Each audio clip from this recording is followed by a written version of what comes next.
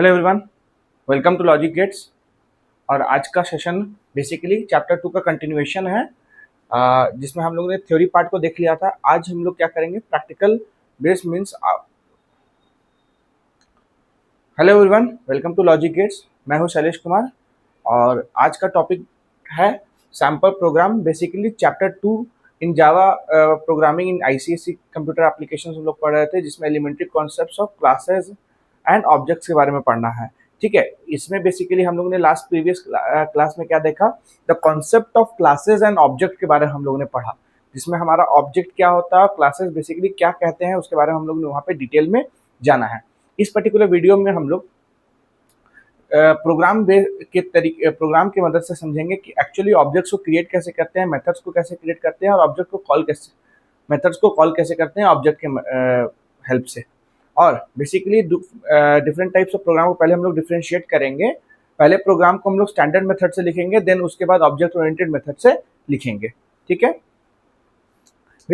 अगर आपने previous video को नहीं देखा है तो पहले जाकर प्रीवियस वीडियो को एक बार देख लीजिए, जिससे आपका कॉन्सेप्ट क्लियर हो जाएगा।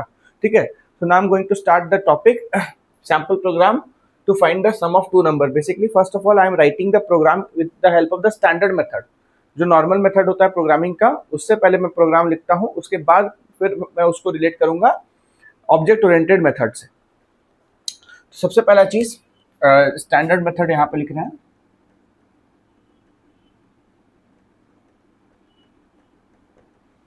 Very first thing that if we are starting any program in Java, we have to start with the keyword public, है ना। Public class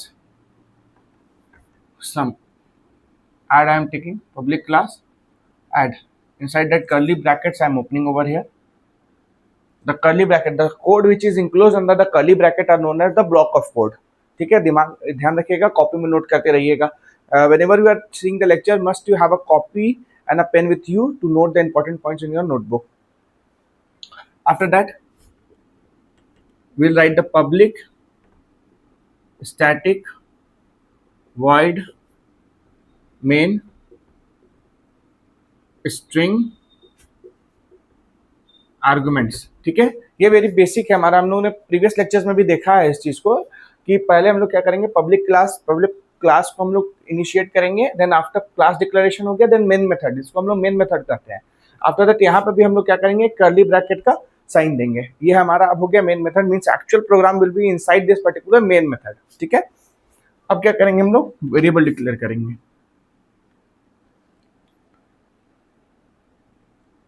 Sum we have to type. To find the sum of two numbers, we have to initiate two numbers over here.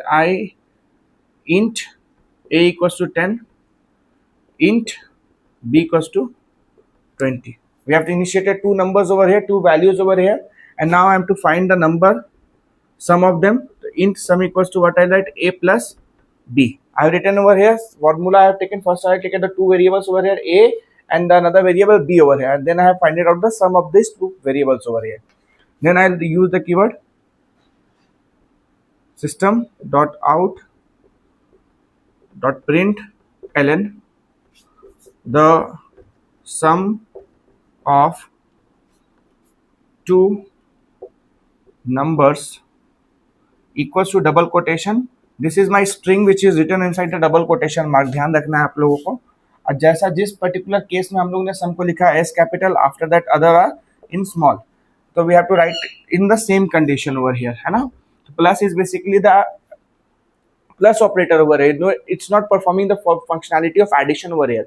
अगर यहाँ पे difference दिखा रहता तो तभी plus difference लिखते हैं। यहाँ पे प्लस बेसिकली क्या करता है, इस वेरिएबल के डेटा को वहाँ पे कॉल करता है, फेच करता है, semicolon to terminate the line.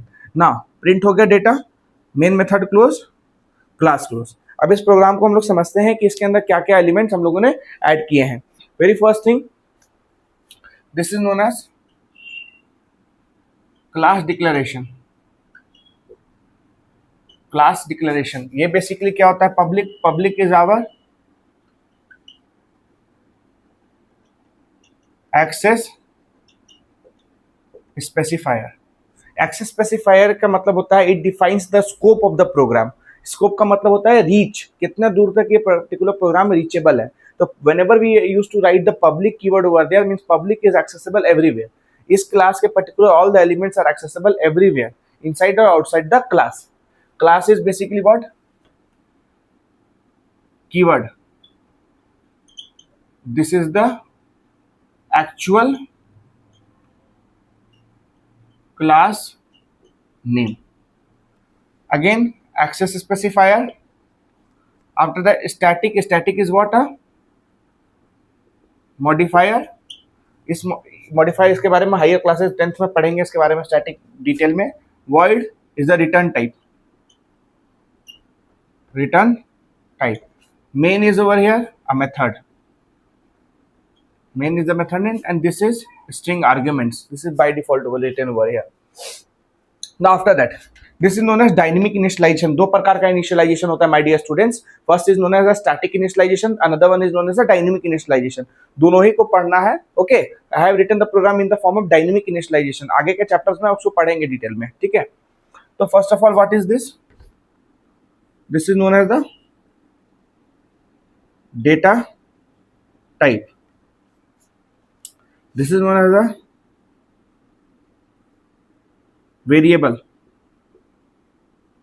इसको अदर नाम से आइडेंटिफायर ही बुलाते हैं. Identifier. This is assignment. This 10 is known as value या तो लिटरल भी कहते हैं. Literals are basically a part of tokens. Okay, whenever we are declaring the value to any variable it is the form of literals. ये आपका integer literals के अंदर में आएगा. ठीक है. And this is basically a term literal. Same for here also. Int over here b equals to 20. My dear students, first of all हम लोग डेटा टाइप को डिक्लेयर कर रहे हैं. देन वेरिएबल का नाम ले रहे हैं. वेरिएबल के नाम के बाद उसके वैल्यू को रिप्रेजेंट कर रहे हैं. Then after that int sum is also again a variable over here. इस वेरिएबल में ये क्या होगा? हमारा एक्सप्रेशन होगा. जिसको क्या कहेंगे? This is known as expression. ये जावा का एक्सप्रेशन है जिसमें ए और बी को हम लोग क्या कर रहे हैं? ऐड कर रहे हैं और इसके वैल्यू को हम लोग कहाँ स्टोर कर रहे हैं? इस सम के अंदर स्टोर कर रहे हैं. Then this is our printing line. Statement to print output on the console or screen. So basically what we are doing with the help of the system.out.println, we are printing the statement. Okay, whatever result we have to print. Now see over here my dear students, अभी आपके लिए ये चीज नया है तो मैं हर एक चीज को डीप में जा रहा हूँ. ठीक है. अब यहाँ पे क्या है? इस पर्टिकुलर लाइन को आप देखिएगा, यहाँ पे डबल कोटेशन मार्क का इस्तेमाल किया गया. Whatever the content we write inside the double quotation mark is considered as a string. इसको आप मैसेज कह सकते हैं और we can say as string, है ना. After that you see over here plus operator I have used over here, operator, and this is the variable. तो अब आउटपुट क्या होगा हमारा? What will be our output when we are running this particular program into our computer? What will be our output? Output will be sum is what? First is A and another one is B. First it is 10 and B is 20. And when we are finding out the sum it is told as A plus B and it is stored in a container sum over here. So what is the sum? 30 over here. So this will be printed on the screen as the sum of two numbers equal to 30. This is our final output.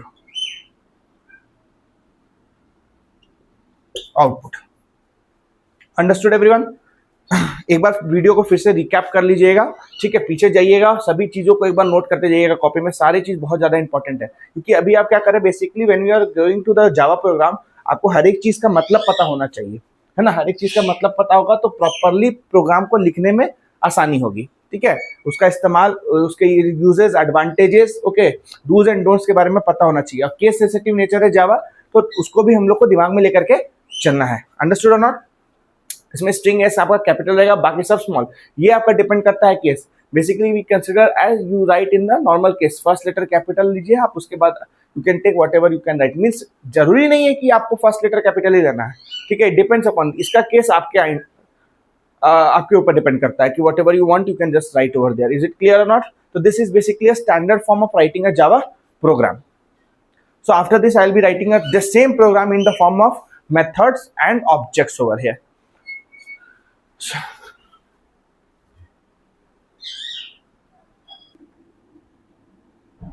Program with the help of methods, ये तो function and objects. This is our heading. Chलिए, let us start the program. So whenever we are writing the program into the with the help of object and methods, पहला तो क्या करना है, आपको class लेना है. First of all, the same method, same process will start. We'll take, this will be little big, public class add. पहले आपको क्लास लेना है, curly bracket open. Now we have to divide this particular class into three different methods over here. So first of all, I am taking over here method void input, bracket open, bracket close, inside that curly bracket open. Now I am not writing over here public static void main string arguments, because that will be written at the bottom. Now we are currently following the process of object oriented programming, so bottom up approach will be applied over here. That previous program was not fully object oriented, now this program is fully object oriented, okay, approach. So void input over here. Now I have to declare the variables int a equals to 10 and int b equals to 20. I have input the values over here and I'll simply close the curly bracket over here. मेरा काम इस particular method का खत्म हो गया. Basically method करता क्या है, मेथड का काम क्या है, मेथड का काम होता है बेटा किसी भी पर्टिकुलर प्रोग्राम को स्मॉलर पीसेस में ब्रेक कर देना, स्मॉलर चंक्स में ब्रेक कर देना, ठीक है, रीयूजेबल चंक्स में ब्रेक कर देना, सेगमेंट्स में. तो बेसिकली सेगमेंटेशन कर रहे हैं हम लोग प्रोग्राम का. After that void calculate. अब कैलकुलेट का एक मेथड बनाया हमने, void नेचर का, रिटर्न टाइप है, ओके, पढ़ेंगे इसके बारे में हायर क्लासेस में आगे जा करके. आफ्टर दैट अभी लिखेंगे क्या पे, int sum equals to a plus b, formula हमने लिख दिया. आफ्टर दैट इतना क्लियर हो जाने के बाद अब हम लोग क्या करेंगे, यहाँ पे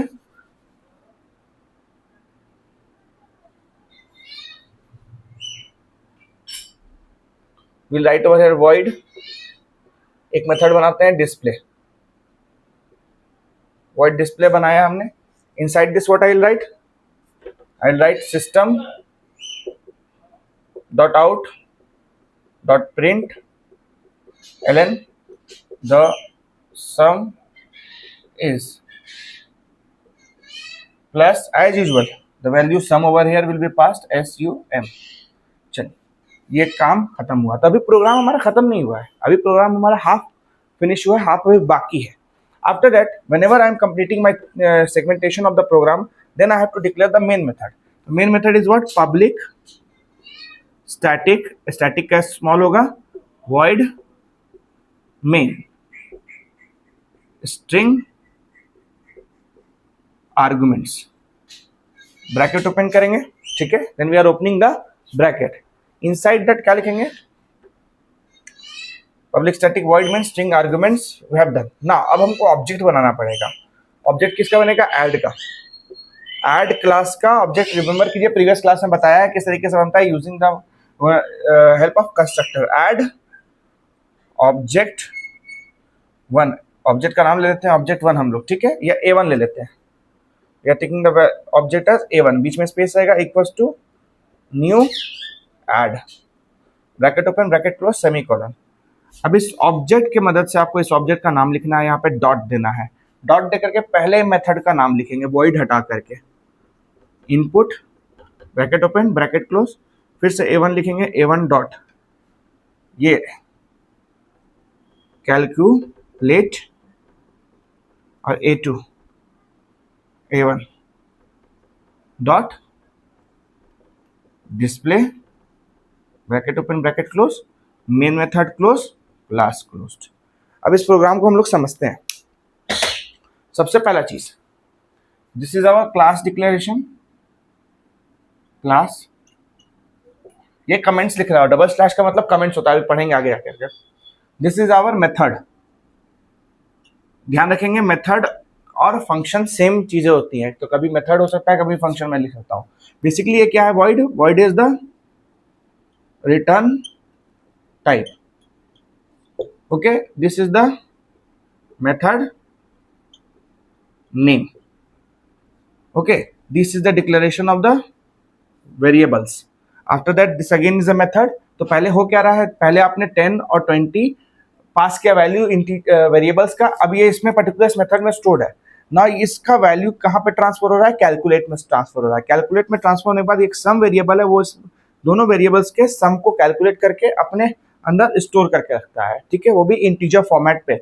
it is storing the value in the integer format. After that ये वैल्यू हमारा वॉइड डिस्प्ले में ट्रांसफर हो रहा है। डिस्प्ले क्या कर रहा है, इस सम के वैल्यू को जो हमने यहाँ पे ट्रांसफर करके 30 स्टोर करके रखा था, उसको हमको ये प्रिंट कर रहा है with the help of system dot out dot println. तो आउटपुट क्या आएगा, द सम इज 30। तो इस आउटपुट को लाने के लिए पहले तो आउटपुट आएगा नहीं, पहले हमें बॉटम अप अप्रोच को फॉलो करना पड़ेगा। तो नीचे से ऊपर जाएंगे, पहले मेन मेथड कॉल होगा, मेन मेथड के अंदर ऑब्जेक्ट A1 क्रिएट किया है। बेसिकली ये क्या है, class name, it is what, class name. ये आपका ऑब्जेक्ट नेम होता है, ये आपका असाइनमेंट हुआ, असाइनमेंट हो गया, this is the new keyword, और ये बेटा आपका है क्या, constructor. Constructor name is always same as the class name. उसके बाद इस मेथड को कॉल करा के डॉट ऑपरेटर की मदद से हमने इनपुट को कॉल कराया, तो जैसे इनपुट कॉल हुआ वैल्यूज को एक्सेप्ट किया, फिर A1 के द्वारा हमने कैलकुलेट किया, तो कैलकुलेट हमारा सम कैलकुलेट हुआ, फिर A1 को कॉल करा करके हमने डिस्प्ले को कॉल किया, तो हमारा वैल्यू डिस्प्ले हो गया स्क्रीन पे, ये वाला। तो ये बेसिकली प्रोसेस था एक ऑब्जेक्ट को क्रिएट करके एक पर्टिकुलर प्रोग्राम को लिखना। So I hope you all have understood this particular program. Okay, this was all about in this particular chapter. Okay, I hope you all have understood. Once you write in your copy and try to understand it. Once you write by your own in your copy.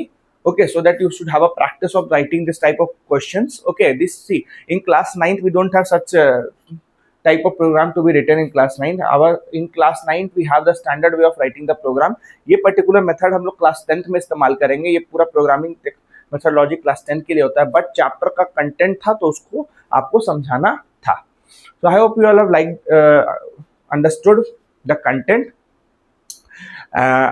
Please subscribe the channel, share to your friends, and like the video, and give your comments. And if you have not seen the previous videos, go to the particular previous video in the playlist and watch the other videos also for your conceptual clarity. Thank you.